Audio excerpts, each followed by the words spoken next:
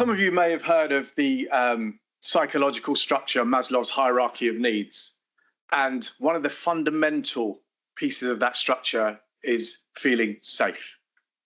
And we've heard today already from some of the statistics that are out there that there are issues continuing in the workplace and actually beyond the workplace. So I'm going to talk a little bit about how we're dealing with it and just to sort of pose some questions out there. So what won't be a surprise to you is that when people feel safe, they perform better. They feel more engaged with their colleagues and their employers, and they become brand advocates. So that's great because they're talking about the business that they work for in a better manner. But how do your people feel about their safety right now?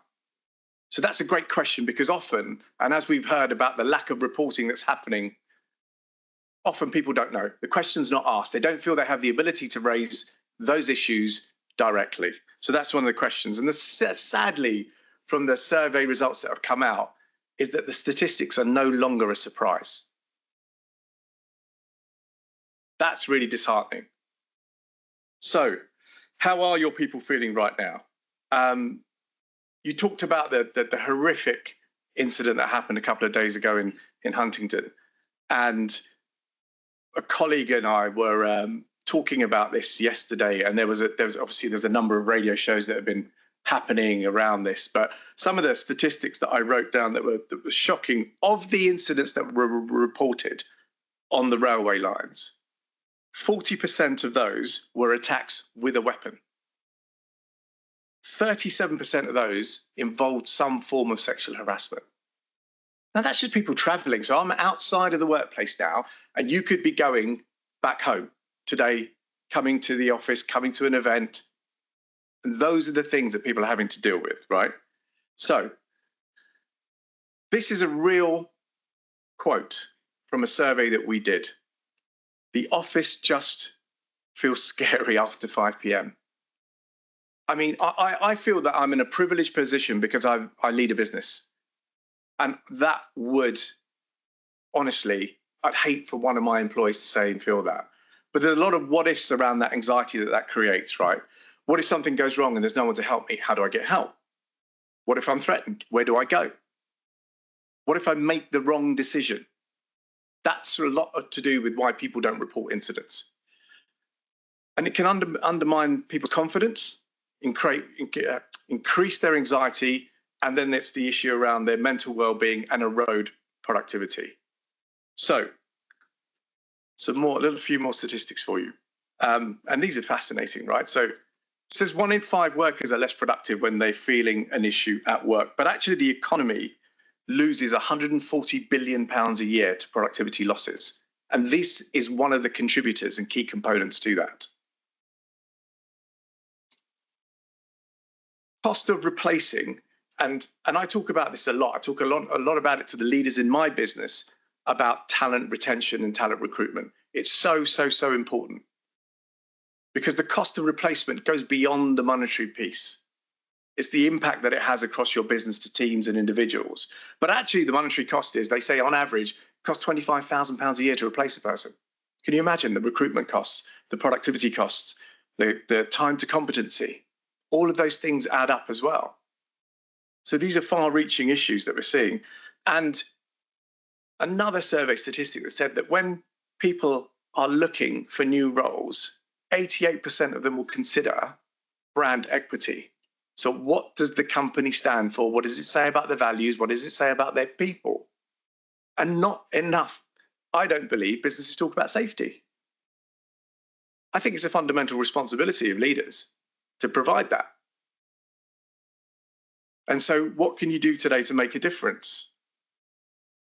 Well, we don't have to reinvent the wheel because technology does exist, and there's a shameless plug coming, but forgive me for that. But I'd be remiss of me if I didn't. So, and I'm not going to labor the point here, right? But I won't ask the question, but 99% of you will carry a smartphone and probably use it on your way in this morning, and you've got a number of applications running on your smartphone, and you would have been using those for various reasons. This one just happens to be able to save a life. So the impact is huge. There are ways. It's not just about people safe.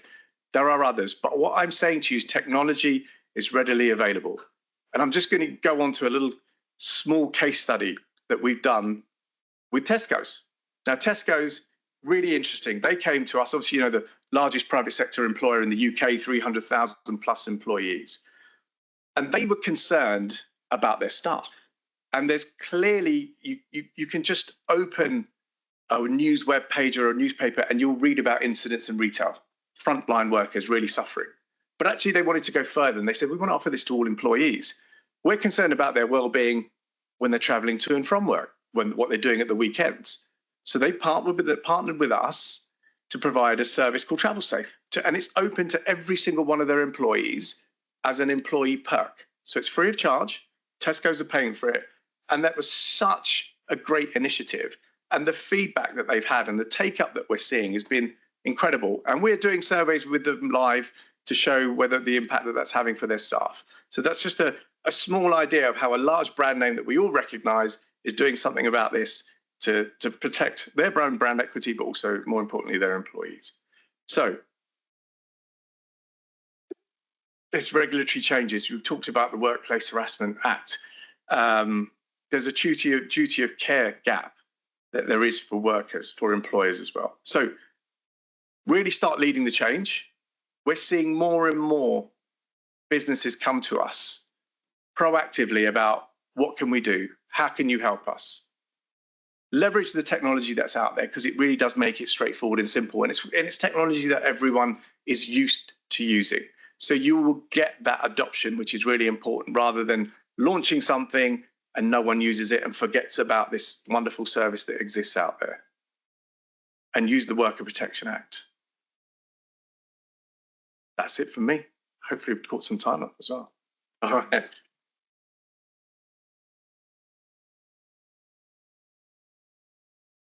Naz, and what a great initiative, something as simple as that, that Tesco implemented. It's great to hear examples like that. And thank you once again for supporting this event. National Personal Safety Day wouldn't be possible without sponsors like People Safe. So really, really grateful.